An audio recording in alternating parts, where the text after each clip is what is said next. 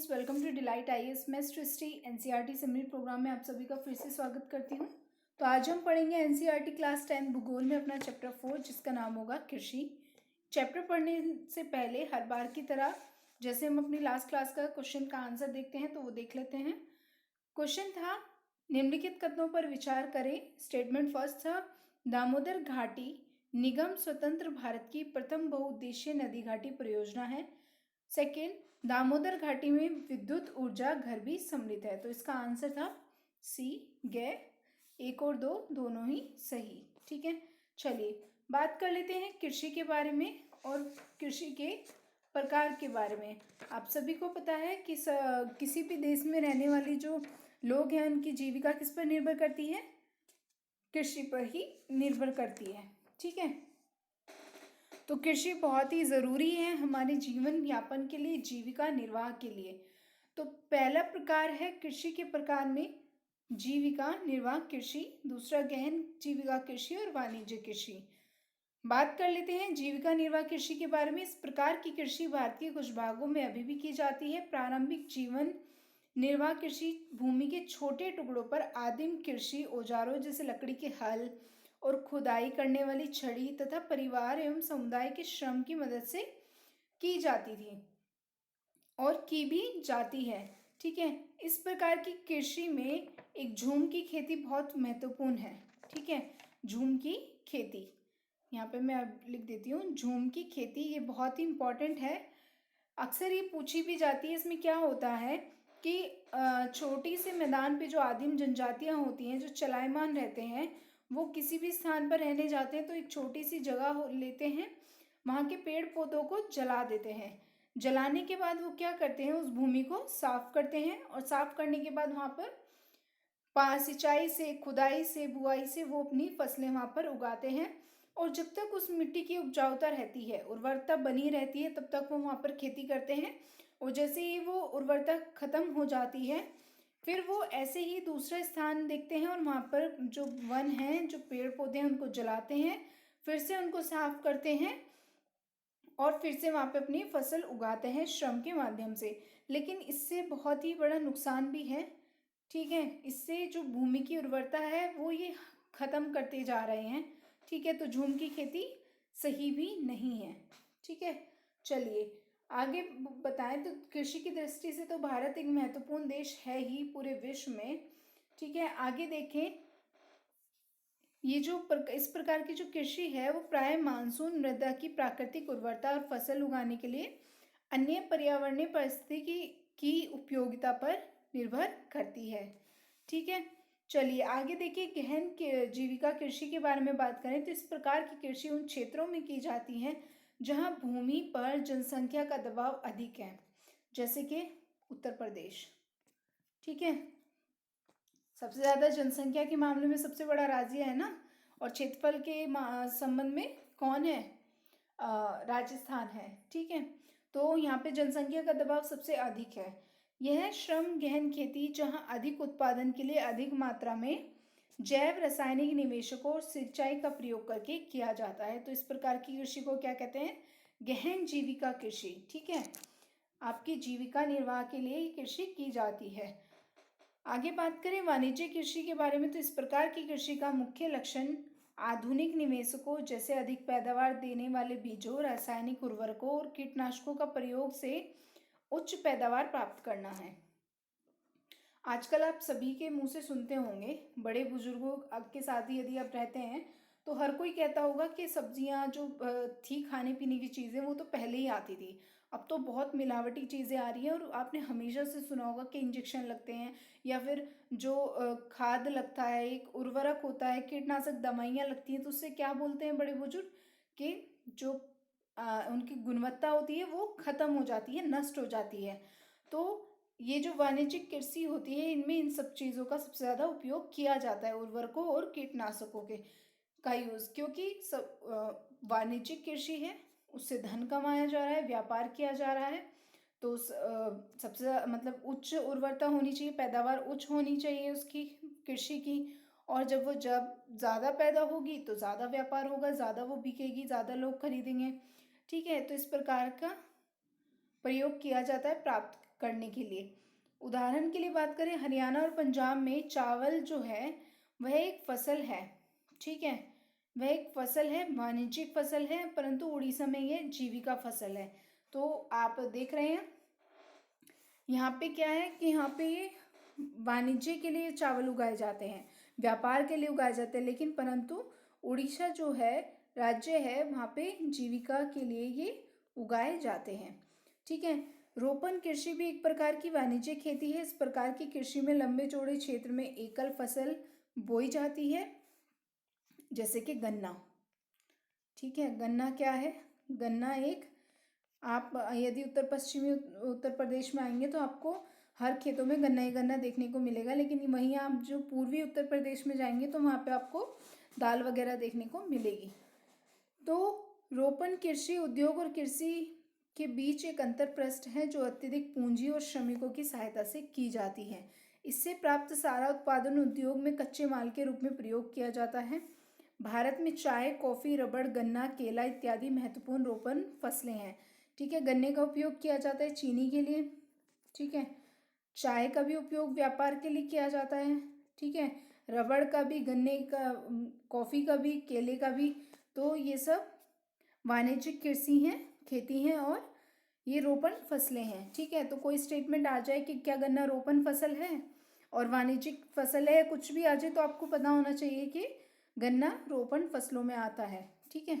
चलिए आगे बात करें शस्य प्रारूप के बारे में। शस्य प्रारूप अर्थात जो खेती है, जो फसलें हैं, उनको कुछ भागों में बांटा गया है, ठीक है। वो जिस उनकी जलवायु के कारण कि किस जलवायु में वो किस प्रकार से उगते हैं, ठीक है। बात कर लेते हैं भारत की भौतिक विविधता और संस्कृति में बहुलता के संबंध में। आप सभी जानते होंगे, और इसी प्रकार से जो विविधता है वो देश में कृषि पद्धतियों में भी देखने को मिलती है।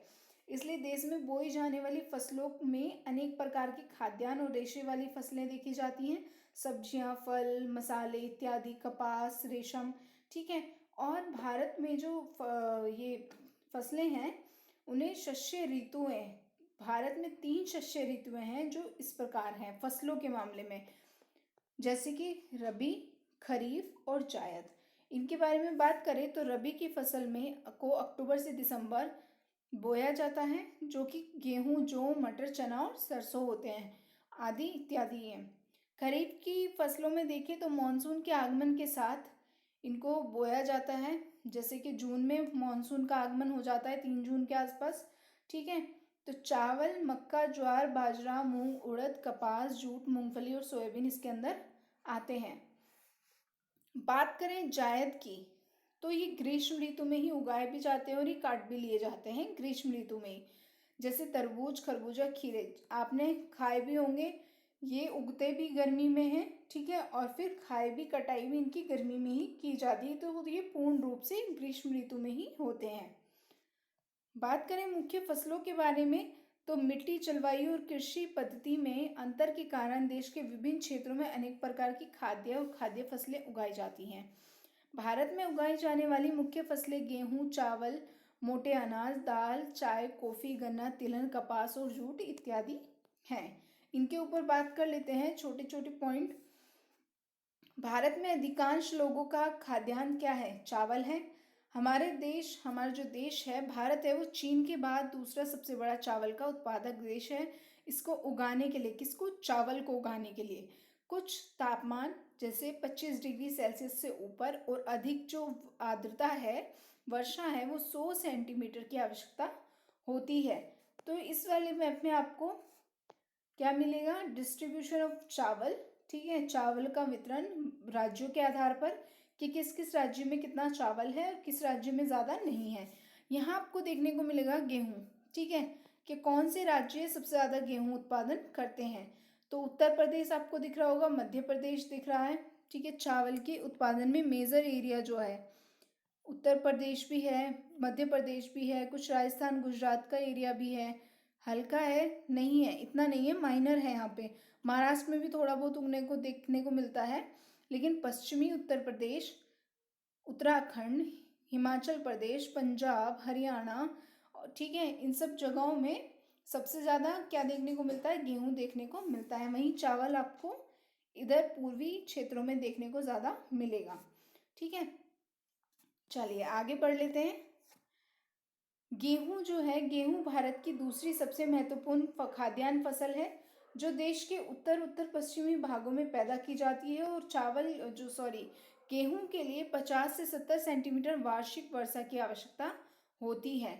वहीं बात करें मोटे अनाज के बारे में तो ज्वार, बाजरा और रागी, राखी नहीं है ये रागी है, रागी भारत में उगाए जाने वाले मोटे अनाज हैं।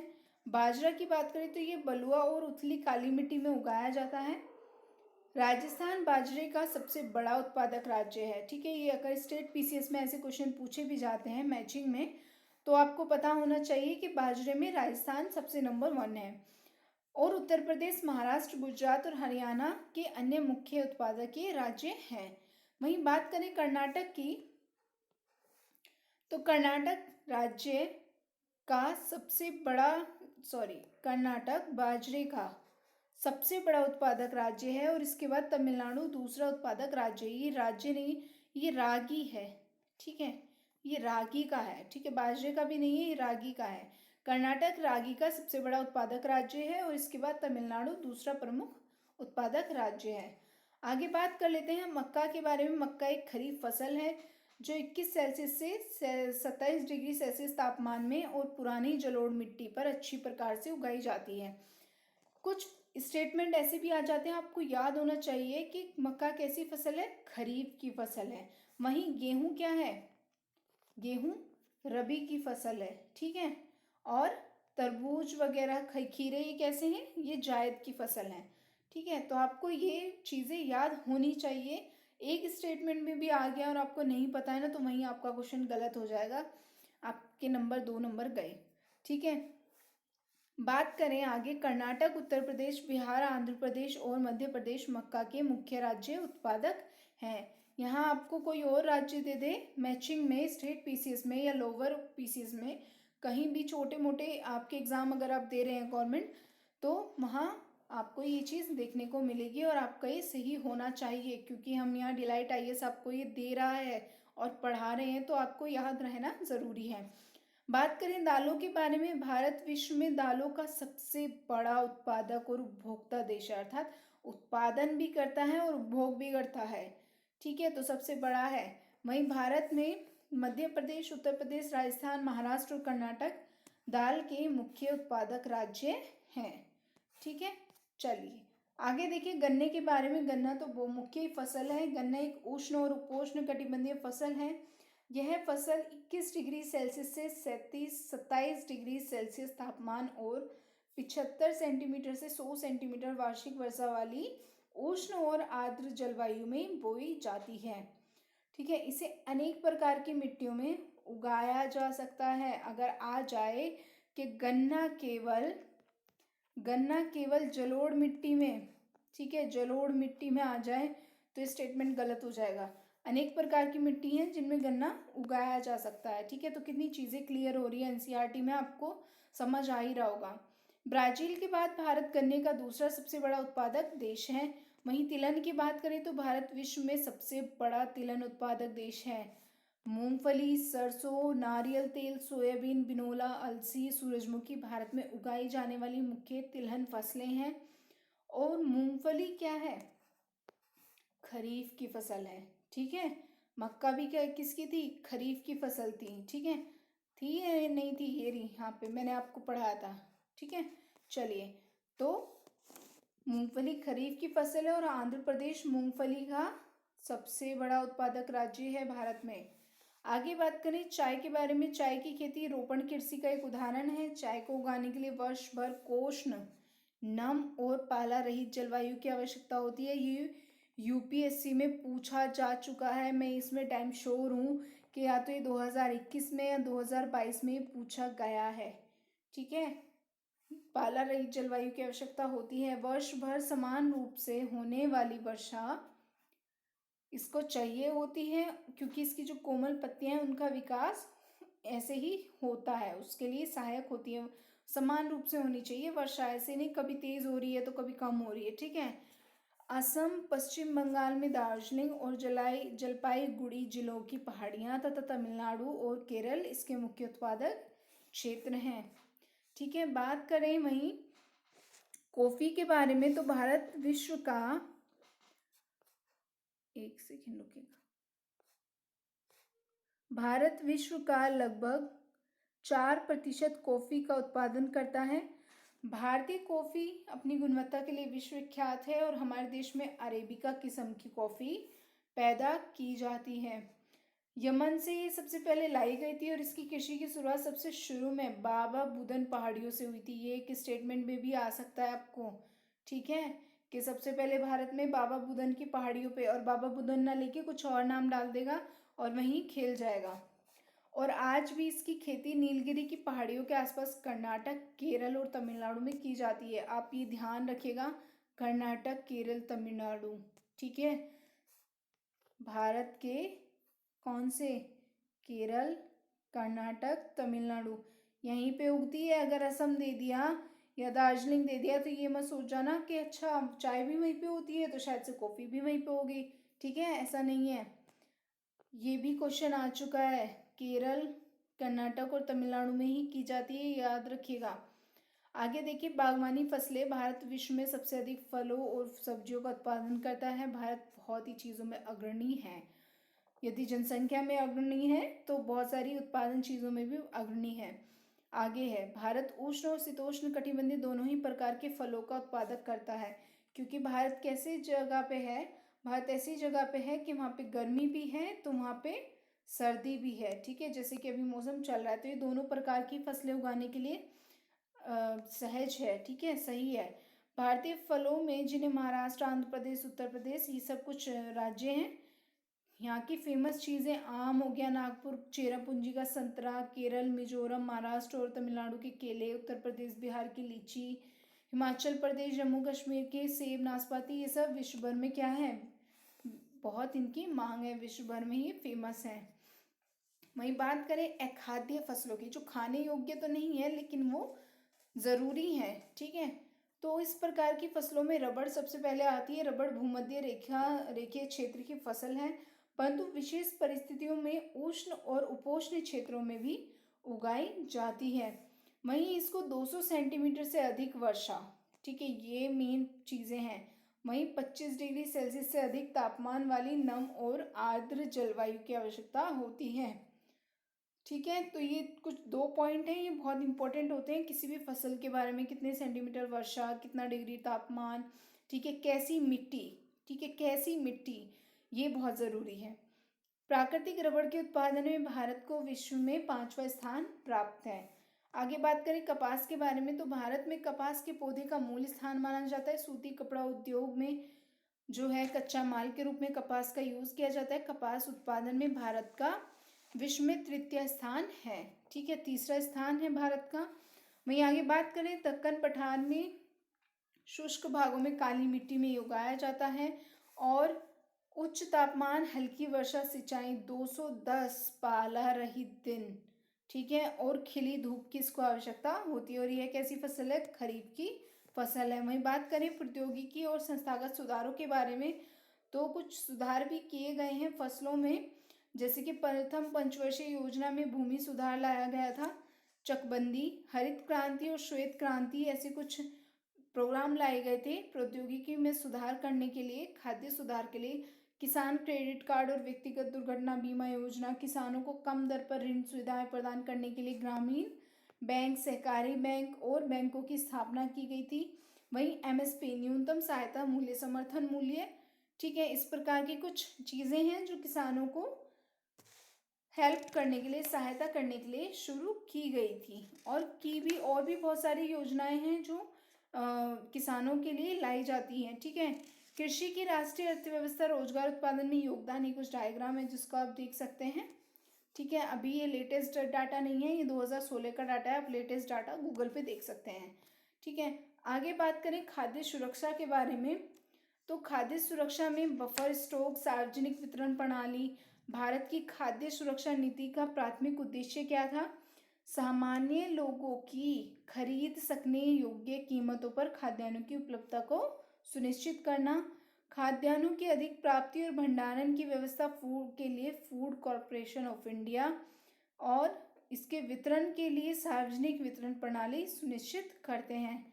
आगे बात करें, भारतीय खाद्य निगम सरकार द्वारा घोषित न्यूनतम समर्थन मूल्य पर किसानों से खाद्यान्न प्राप्त करती है। ठीक है, तो यहाँ भी आपको पता चल पा रहा हो कि कौन एमएसपी पे किसानों से फसलें लेता है, भारतीय खाद्य निगम। ठीक है, चलिए आगे देख लेते हैं।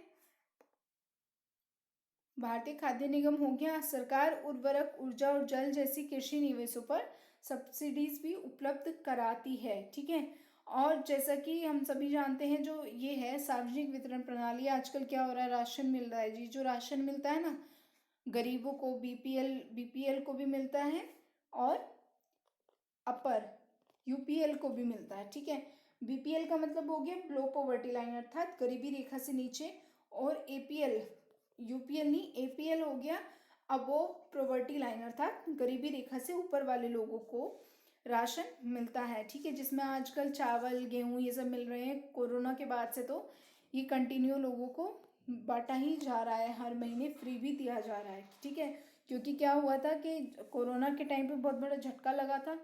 ठीक है, और सभी को दिक्कतें आ रही थी, तो ये गवर्नमेंट ने आप सभी को पता होगा कि ये शुरू किया था। आगे बात करें वैश्विक, एक बार बात कर लेते हैं वैश्विक कृषि, वैश्वीकरण का कृषि पे प्रभाव। ठीक है, वैश्वीकरण का कृषि पे प्रभाव। ठीक है, इसको ऑरली एक बार देख लेते हैं। वैश्वीकरण कोई नई घटना नहीं है, आप सभी को पता है, हमने हिस्ट्री में भी ये चीज़ वैश्वीकरण झेली है। उपनिवेश काल में भी यही स्थिति मौजूद थी। 19वीं शताब्दी में जब यूरोपीय व्यापारी भारत में आए थे, तो क्या हुआ था कि वो हमारे भारत से मसाले जो थे विश्व के विभिन्न देशों में उन्होंने निर्यात करे। हमारे यहाँ से तो वो सस्ते में ले गए। ठीक है, सस्ते में ले गए और वहाँ पे जाके उन्होंने विदेशों में क्या किया, हाई रेट पे बेच दिए।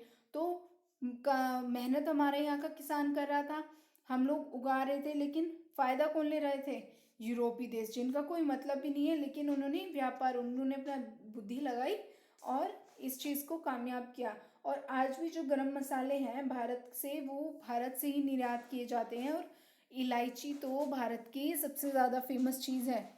ठीक है, और मसाले भी भारत के ही सबसे ज़्यादा निर्यात किए जाते हैं। आगे देखें कि हमारे भारत में नई नई चुनौतियों का भी सामना करना पड़ा है वैश्वीकरण के बाद से। 1990 के बाद वैश्वीकरण के तहत क्या हुआ, भारतीय किसानों को बहुत चुनौतियों का सामना करना पड़ा। चावल, कपास, रबड़, ये सब जो मसालों का जो मुख्य उत्पादक होने के बावजूद भी भारतीय कृषि विश्व के विकसित देशों से स्पर्धा करने में असमर्थ रही, क्योंकि उन देशों में कृषि को अत्यधिक सहायकी अर्थात सब्सिडीज दी जाती हैं। ठीक है, और आज भारतीय कृषि दोहराई पर है। भारतीय कृषि को सक्षम और लाभदायक बनाना है, ये बोलते हैं ना, कृषि किसानों की आय दुगना करना। ठीक है, सरकार नारे लगाती है, तो सीमांत और छोटे किसानों की स्थिति को सुधारने पर जोर देना होगा और दिया भी जा रहा है। हरित क्रांति ने लंबा चौड़ा वायदा किया, परंतु आज भी यह कई विवादों से घिरी रही है और बहुत सारी इस चीज़ पे विरोध भी लगाए जाते हैं। वास्तव में बात करें तो ऑर्गेनिक कृषि अर्थात कार्बनिक कृषि का आज अधिक प्रचलन है, क्योंकि यह उर्वरकों तथा कीटनाशकों जैसे कारखानों में निर्मित रसायन होते हैं उनके बिना की जाती है, इसलिए पर्यावरण पर भी इसका नकारात्मक प्रभाव पड़ता है। ठीक है, तो वैश्वीकरण की कुछ क्या है कि हानियां भी हैं, तो वैश्वीकरण से हमने कुछ सीखा भी है ना। चलिए, तो ये कुछ प्रभाव थे कृषि पर वैश्वीकरण के। आगे भी भारत में जलवायु विविधता का विभिन्न प्रकार की कीमतें, फसलें उगाकर उपयोग किया जा सकता है। और गन्ना जो है, गन्ने की हम बात करें, गन्ने से बहुत कम सिंचाई की आवश्यकता होती है। ठीक है, चावल जो गन्ना है, चावल में अत्यधिक पानी की यूज होता है, लेकिन गन्ने में 2021 में क्वेश्चन पूछा गया था, गन्ने में कम से कम सिंचाई की आवश्यकता होती है। तो जल की सबसे कम आवश्यकता कौन सी फसल को होती है, गन्ने को। ठीक है, तो ये था हमारा आज का चैप्टर। चलिए, थैंक यू फॉर वॉचिंग, और आप टेलीग्राम ज्वाइन करें जहाँ पे आपको इस वीडियो की पीडीएफ भी मिलेगी और आपको डेली क्विज यूपीएससी 2023 के लिए आपका कॉन्फिडेंस बूस्ट करने के लिए वहाँ पे क्विज आती हैं डेली, आपको सॉल्व करनी है, उसका आंसर देना है। तो वो सब आपको मिलेगा हमारे टेलीग्राम चैनल पे। चलिए, थैंक यू।